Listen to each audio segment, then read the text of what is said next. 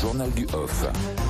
Les coulisses de la politique avec Hélène Terzian du service politique d'RMC. Bonjour Hélène. Bonjour à tous. On termine la semaine avec, ça y est, enfin l'épilogue à gauche. Le feuilleton va presque manquer.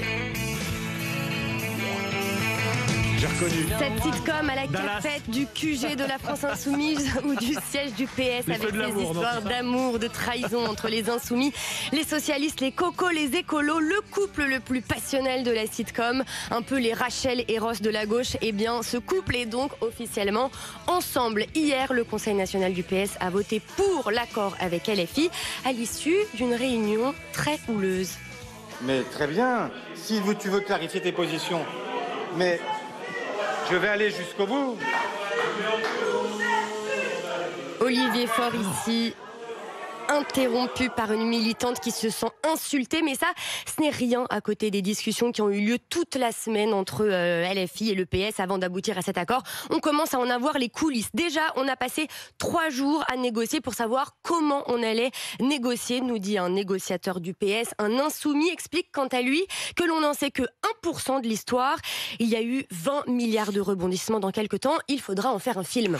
Ouais, pas sûr que ce soit un blockbuster, hein, la pièce de théâtre entre insoumis et socialistes. Un peu baron noir, quoi. Bon, en tout cas, Hélène, il y a eu un phénomène nouveau. Les journalistes se sont rendus devant le siège du Parti socialiste. Effectivement, et c'était pas sans déplaire aux socialistes, surpris par les 30 à 40 journalistes présents hier soir au QG du PS, étonnés et ravis de voir la presse de retour aussi nombreuse. Ils étaient plus habitués, hein. C'était jamais arrivé depuis que le PS était à Ivry, observent les socialistes qui se sentent un peu revivre visiblement. Séquence de fin demain, en tout cas au doc d'Aubervilliers, avec la présentation des candidats investis.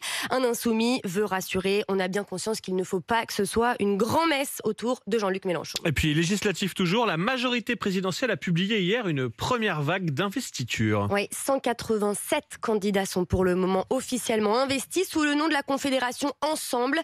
Elle réunit LREM, Renaissance, on en parle tout à l'heure, le Modem et Horizon, le parti d'Édouard Philippe.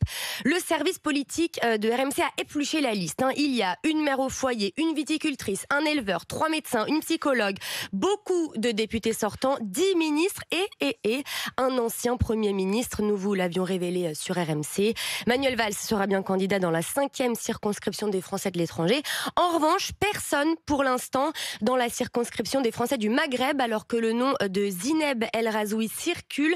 Elle pourrait finalement ne pas y être investie. La faute à de fortes pressions internes et même une menace de dissidence. Et puis il y a quelques duels qui risquent de faire grincer des dents. Oui, notamment dans la première circonscription de Lyon, la majorité présidentielle avait investi un certain Victor Albrecht. Eh bien, il sera face au député LR Guillaume Larrivé, qui se donne pourtant depuis un moment beaucoup de mal à appeler à une alliance avec les marcheurs. Alors, est-ce qu'il faut encore dire les marcheurs, Hélène? Parce que depuis hier, la République En Marche a officiellement changé de nom. Je vois que vous suivez, Charles, et ça fait plaisir. Visiblement, la New PS à gauche donne des idées au centre.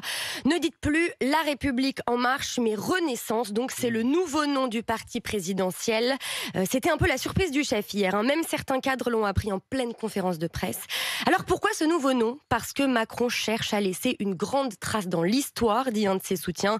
De Gaulle, Giscard, Mitterrand, ils ont tous voulu fonder un grand parti. Macron, qui n'est pas le moins jupitérien, s'est dit qu'il fallait faire ça au lendemain de l'élection. Voilà qui est fait. Bon, je sais que maintenant, vous vous posez la question, comment on va les appeler maintenant, les membres de Renaissance? Ah bah oui. Alors, les René. Ouais. Voilà, ça, c'est la palme d'or de ce qui est sorti hier sur les réseaux sociaux. Juste pêle-mêle, je vous donne ce qui est sorti. Les nouveau-nés Les nouveau-nés, bah bravo. Oui, il y a la version anglaise, les newborn, les renaissants.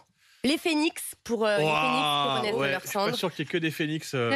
Enfin bon, on verra ce que ça donne, mais les René, c'était un peu mes Il va falloir s'y faire, oui. Ce parti Renaissance qui remplace la République En Marche au sein de Ensemble, avec Horizon et le Modem, la Confédération. Mais ça, c'est que pour les législatives. Mon Dieu que c'est compliqué tout ça. Bon courage pour vous y retrouver. Et pour ça, vous pouvez compter sur le service politique d'RMC et toutes ces infos et ces indiscrétions dans le journal du Off tous les matins à 8h30 sur RMC Story. Tout de suite, c'est les meilleurs moments d'Apolline Matin.